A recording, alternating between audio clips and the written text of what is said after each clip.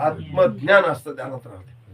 त्यांच्या संगतीत गेल्यावर तुम्हाला ते आत्मज्ञानाच्या व्यतिरिक्त दुसरं काही सांगणार नाहीत.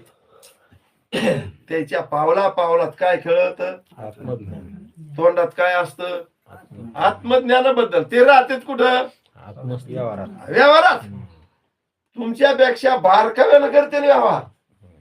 एखाद्या भाजीवाल्याकडे रुपया 4 आणे राहिले तर त्याचा हिशोबच करून दाखवते.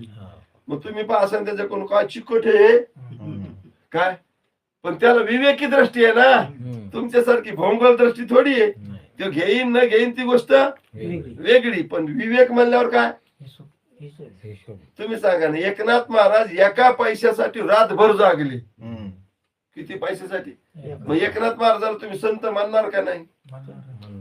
एका पैशासाठी जो झटतो रातभर त्याला संत म्हणता, आणि एका भाजीवाल्या संघ बारीक हिशोब करतो त्याला संत